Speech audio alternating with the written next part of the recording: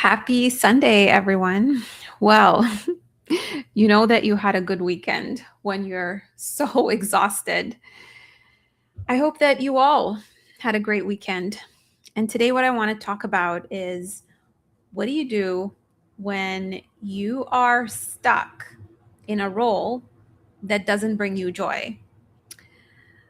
I built my executive career. I climbed up the ladder to the director level, and I believe that the reason I was successful is based on a few ingredients. And today I want to talk about these ingredients because I know that if you are listening, whether you are at the director level, the VP level, someone who has more than 15 years of experience, you're thinking about leaving your current situation. But the reason you are not able to leave is because you don't have options.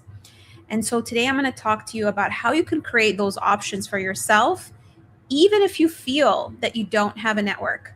I know that a lot of you feel like it's impossible for you to land an executive role because the way you land an executive role is different than someone who is mid-level. Mid-level, you can apply for jobs, but even with mid-level, it's difficult to just apply cold and land a role these days because that channel is quite saturated. So I'm going to share with you my story of how I did it, how I left my country of birth. I didn't have a network, I didn't know anyone, yet I was still able to build my leadership career. And I will also give you examples of clients that I've helped so that you can learn from their stories and learn from the steps and the framework that I'm going to share with you. So, first things first, I'm going to start with my story. So, in 2018, I actually quit over text. It was crazy. I was frustrated. And a lot of it is because I felt disrespected. I felt that the organization didn't value me because they had a peer who was less experienced than I was, pretty much in a way a little bit ahead of, like they kind of we were kind of the same level, but I was reporting to him in one of the initiatives, and it was so frustrating because I don't know about you. Have you ever been in a situation where you have created so much value for the organization, you created results, you brought in, revenue, but you keep getting feedback that you're not ready to get promoted? Maybe you're being told that you don't have executive presence. Maybe they keep, bringing in another metric for you to meet. And no matter how much you put in, it's not enough. And so I was in that situation, and it was crazy because one of the initiatives, I pretty much brought in over $3 million into the organization just by saving the contract. Um, and that was hurtful when I was constantly told that, hey, everything you're doing is great on paper. You are very competent at what you do. But then they would bring in some reasons that just didn't make sense, that were quite subjective. Okay, so what happened was, in the end, I got so frustrated, I quit over text. The actual story is that I live in Toronto, and in Toronto downtown, you don't really need a car. So I was a bit of a late bloomer, and I got my driver's license late. And I remember leaving to do the exam, and the peer who was who was like supposedly I'm reporting into in the initiative, he ended up undermining me. He rescheduled all of my meetings without talking to me, and I felt disrespected. And it wasn't just that incident. So it was just like everything just accumulating, and that was just the nail that broke the camel's back. So yeah, I quit over text, I left, and afterwards I took a couple of contracts, and I realized that, you know what, I want to help people like me people who are new, to the country, or people who don't have a network build their career. So the irony is, yes, I actually did build my career and was successful, even though I wasn't necessarily happy. And I did that without having a network, because at the age of 18, I actually came to Canada alone with 2 suitcases. So I didn't have any family. I didn't have a network. I didn't know people. And I somehow navigated from one organization to another just by applying and not knowing anyone. So I kind of had this knack. I had this knack of building my brand. I was really good at it. And I was really good at, creating a reputation for myself so that people would constantly come to me, refer me to opportunities. But what skyrocketed that skill set was when I actually started my business. So a lot of people think, well, easy for you to say, you have a business. It doesn't work the same way when you're landing a job, but it's actually not true. There are a lot of coaches out there who have trouble generating leads and who have trouble building their brand. And if you think about it, it's actually harder as someone who's a business owner to land jobs, because I don't apply for jobs. There's no way for me to apply. There's no way for me to say, hey, I'm a business, come to me. I actually have to rely on building my brand on LinkedIn. And the way people find me is they see my content, they come across my profile. I have referrals. It really requires relationship building, which is the same skill set that I teach my clients. So I'll share with you guys a story of a client who was at the director level, and she got laid off. She was looking for 6 months at that point, and she came to me. She tried everything. She hired a resume writing company, paid them over $2,000 just for the piece of paper, and they still weren't able. They built a resume for her that was just did not represent who she was, and she still didn't land a role. She was getting frustrated. Her finances were being depleted, and then that's when she came to me. And so what we ended up doing, well, the first thing that I noticed about this client, and it's actually something that I notice in a lot of executives who tell me that they don't have a network, who tell me that they're not getting traction, they are not clear of their value. And don't say to me that, no, I know my value, I know what I want. You may say that, but if you and I were to sit down together, I will guarantee you that you're minimizing your value, because if you weren't minimizing your value, you would be getting opportunities knocking on your door. Believe me. So with this client, she was minimizing her value. She was making herself small. Like her friends, her past colleagues were telling her, maybe you should lower your expectations. Maybe you should apply for senior individual contributor roles. The market is bad. The thing is, when you hear that narrative constantly, at some point you start believing it. Also, almost every talented person that I've worked with, and I've worked with over 1,000 professionals, tend to underestimate their value. It's the curse of the expert. When you're so good at what you do and it comes so naturally to you that you start minimizing it. And so your perception of yourself becomes distorted. And this magnifies when you've been in a toxic environment. Think about it. If you were in a, let's say, toxic romantic relationship, and you had a partner who's constantly putting you down, who's constantly, pointing out your flaws, at some point you start believing it, even if it's not true. So it's the same thing with being in a environment where you're constantly being critiqued and you're being told that hey, yes, you delivered this initiative, but you could have done better. Oh, you delivered this initiative, thank you very much, but you lack executive presence, and this is why we're not going to promote you.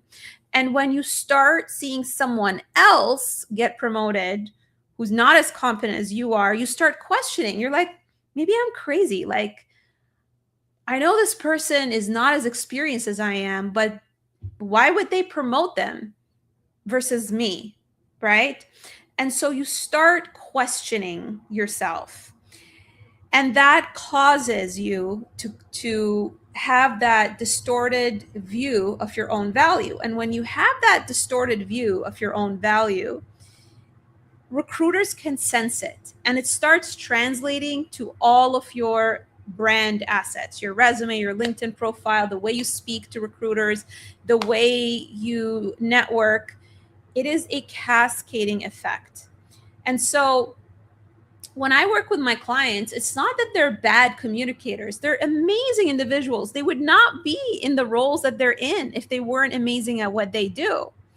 And so what we work on isn't necessarily the tactical things. Yes, we work on the resume and all this stuff, but where we start is the root cause, which is the way that they see their value. We correct it.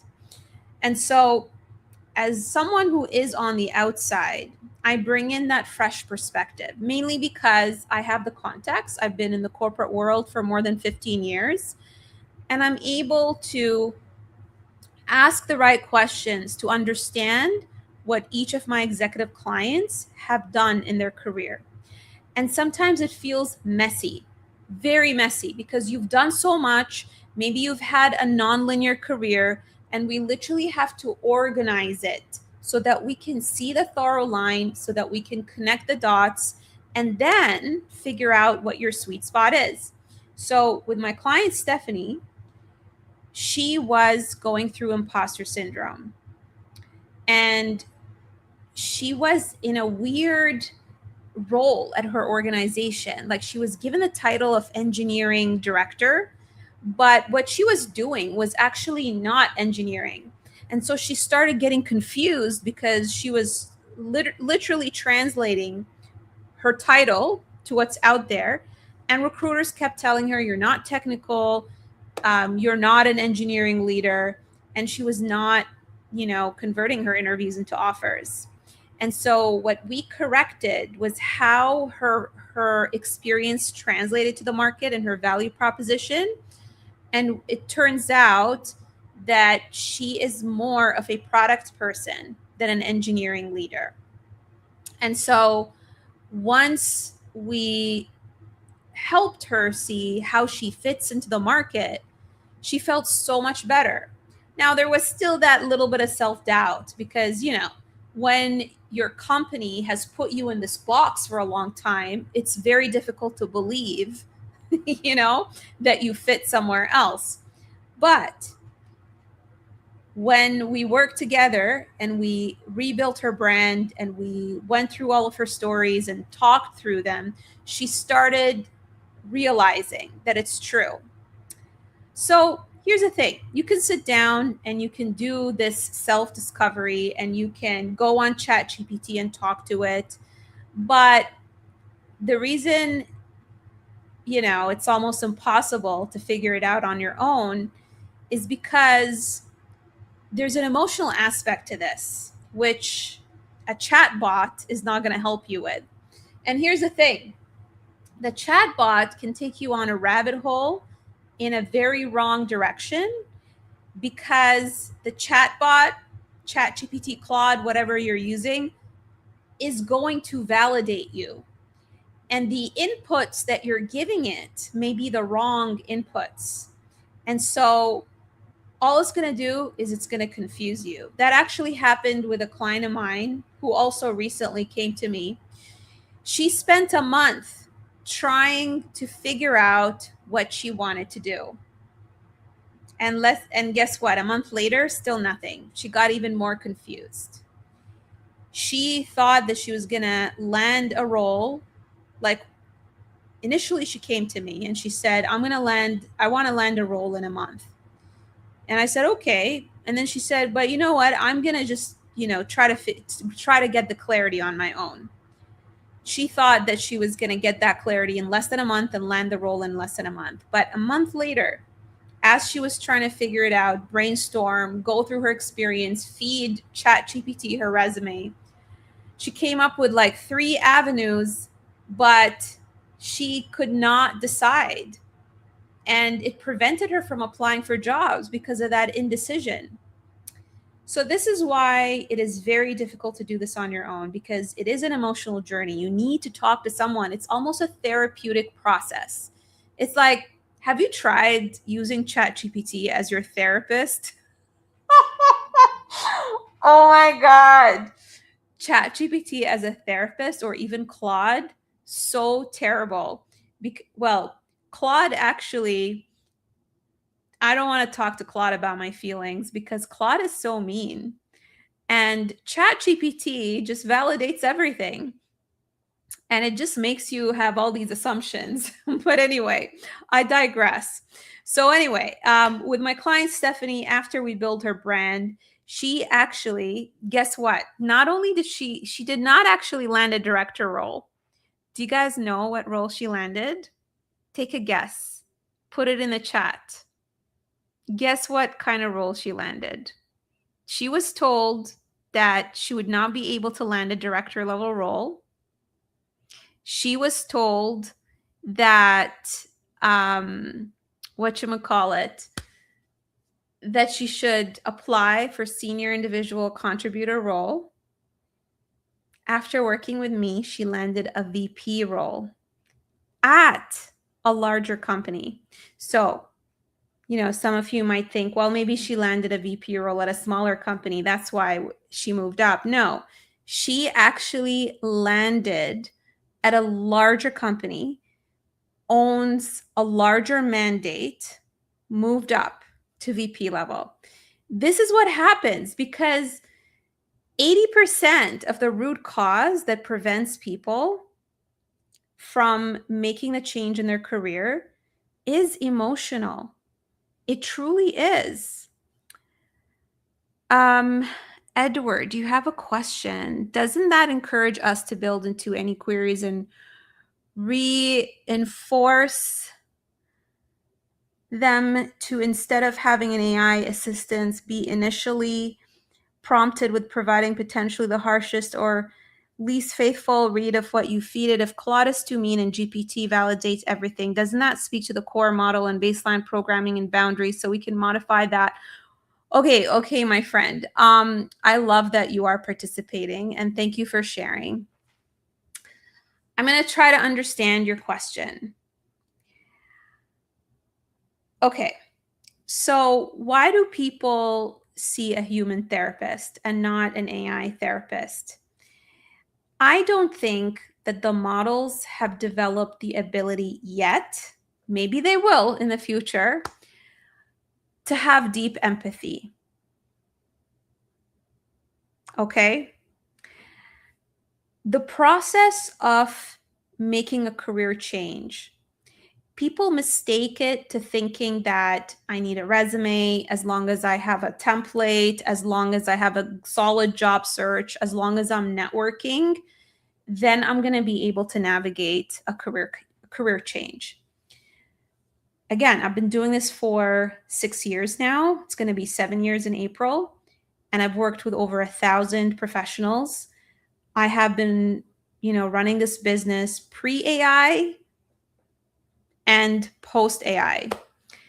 And I will tell you guys that as someone who also used to be in the transformation space and used to be an agile coach, which again is all about change and helping organizations navigate change. You can call me a change expert if you think about it. Change is a deeply emotional aspect. When you introduce change to any situation, people fear loss of control. People attach their identity, they resist change. And so, to me, what people need support with isn't necessarily the clinical aspect of what are the steps I need to take. It's more like, oh my God, what if this doesn't work? What if I fail? What if, how do I prioritize? These are the things people struggle with. So yeah, when I use these models, these LLMs, and I ask them all these questions, I don't feel that the models are savvy yet to understand the nuances. And sometimes they exaggerate a situation. I'm going to see if I can think of an example to explain this. Actually, I can think of one off the top of my head.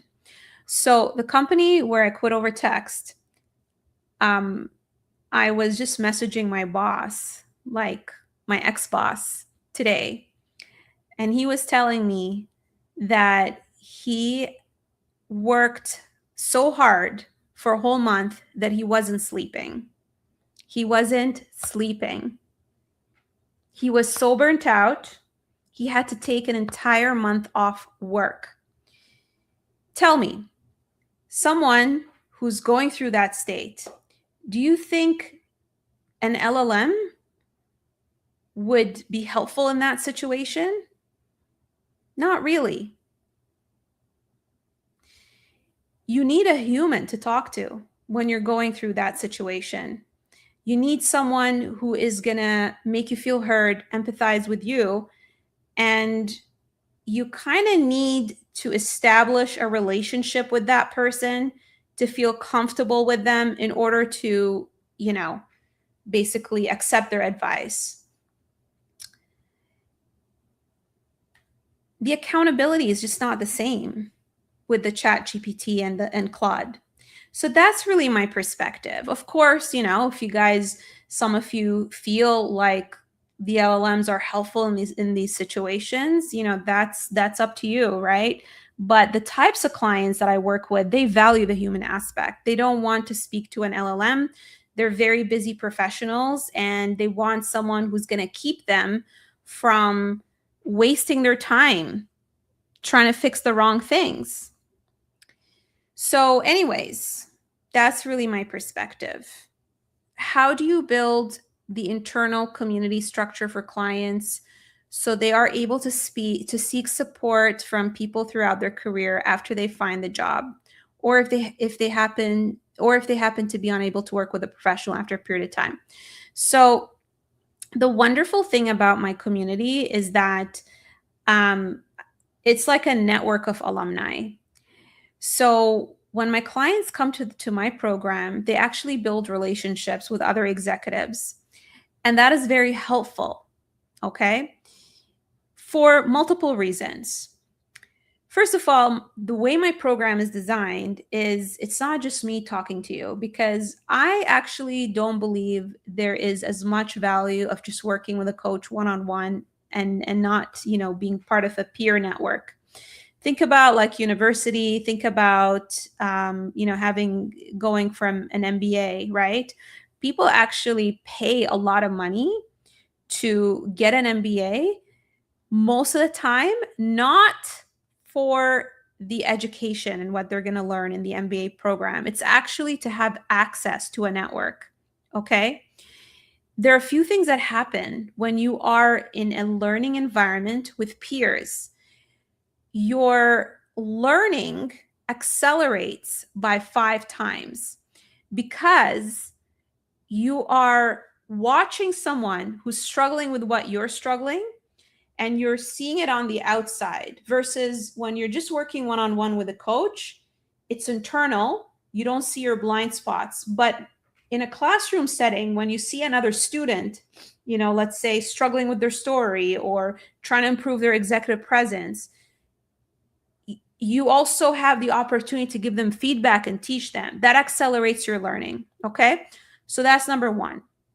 The second thing that happens in my program is that sometimes when we are putting our head down and we're at work and we're constantly focused on getting the work done, we almost weaken our networking muscle. I have an executive client, a VP of finance. We were working together last year, and she was so terrified of going to networking events. She felt awkward about it. She didn't want to talk to anyone. She felt like if she had to go to a networking event, especially outside of her space, that it would, she wouldn't belong in the room. And so she got better at it. She got better at networking because she had the opportunity to practice within my community, to talk to strangers, to talk to peers who are not necessarily inside her domain. And so she messaged me like a couple of weeks ago and said that now she's going to these networking events and they feel very comfortable. The thing about networking is you need to feel comfortable building relationships. And some of you, when you think about networking, you think about, I'm going to send a long email on LinkedIn attaching my resume. That is not networking. That is making an ask. That is being salesy. Networking is learning how to build a relationship. If you don't have a network, then you need to learn how to be a relationship builder. It is a skill set. Okay. Yeah,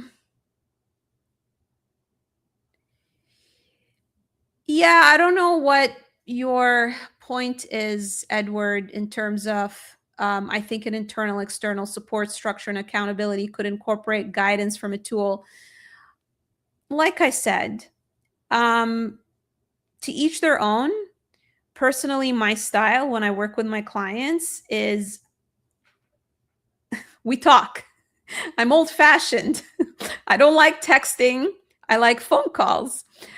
I don't like to, I don't know, give my clients templates and AI tools and just, they just go through them and never talk to me. Because, like I said, the types of clients who come to me value relationship building because as an executive, you need to be great at building relationship and communication. Talking to an AI tool does not help you develop your relationship building muscle because when you're in a workplace, you're not talking to AI tools, you're talking to human beings. Even if you are a staff engineer or a developer, you still have to talk to human beings. You have to learn how to deal with politics. You have to learn how to deal with conflict. So if I were to have tools for my clients only, then that's not going to help them develop their communication skill set. In fact, one of my in some of my sessions, we do storytelling exercises. There was, one exercise where we did where it was an improv exercise, and each of my clients basically contributed to building a story. It's about teamwork.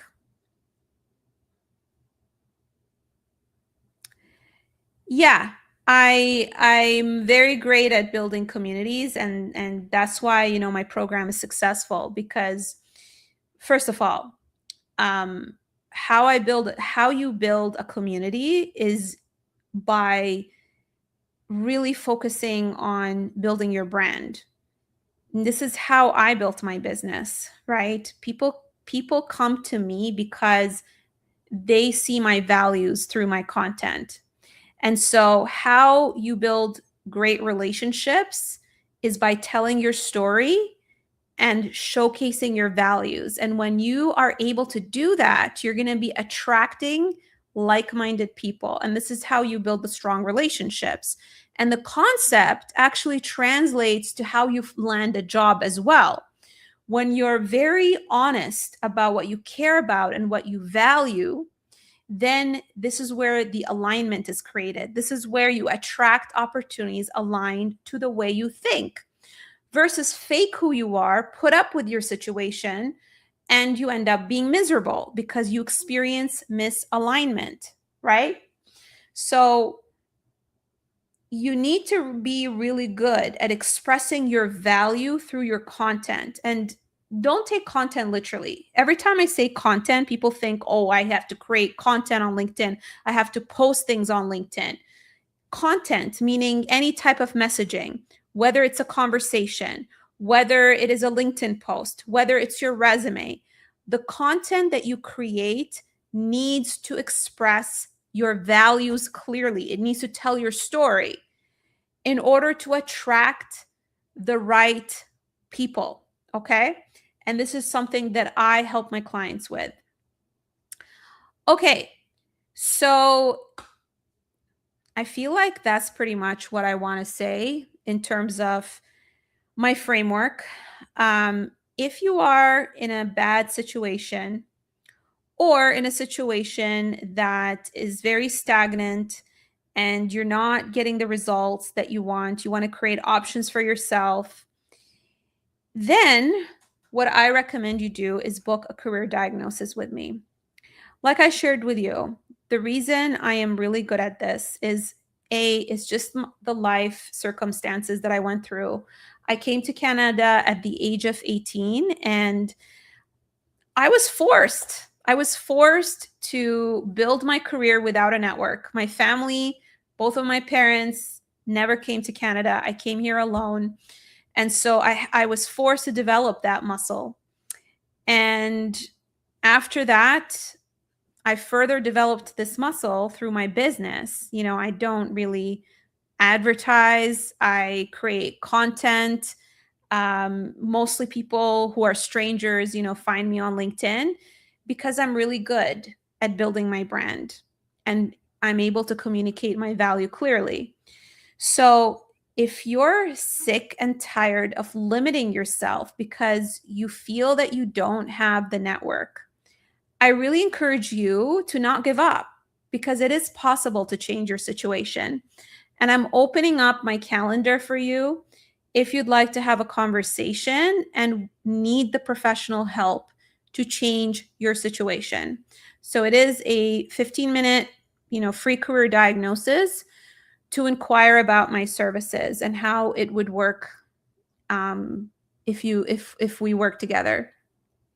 I don't work with every single person who reaches out to me, but at a minimum, in this 15-minute conversation, you are going to get a lot of value. You are going to have a plan. You're going to know whether your goal is attainable. And yeah, if you are the kind of person who values professional help, you want to do it the right way, then we can talk about what it would be like to work together. Okay, so I'm going to show you guys how to book the call. It's very simple. So if you go into my LinkedIn profile and click on the book an appointment button, there is a video that you can watch. It shares my story in more depth as well as client testimonials. And then you can click the book your career diagnosis button. It only takes 2 minutes to fill out this form, and it also helps me understand your situation more clearly because 15 minutes is not a lot of time, and it's important for me to understand the context so that I can help you, okay? Once you complete this, then you're going to be able to pick a spot on my calendar. All right? Okay. I hope you guys have a wonderful Sunday. Do me a favor, Edward, I really love your participation, and Emmanuel too. Thank you so much for listening, you guys. And if there's anyone else who's listening, say hi. Pop something in the chat so that I know that you're listening. Whether it's where you're tuning from, I'm always curious, like who is listening to my lives? What country? Because LinkedIn doesn't tell me.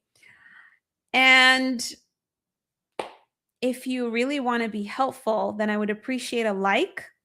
Like doesn't cost you anything. And it also helps someone who is in a bad situation see this, because that's how LinkedIn, pushes it to people, right, who need help. Okay. Thank you so much for tuning in. And till next time, I hope you guys have a wonderful night.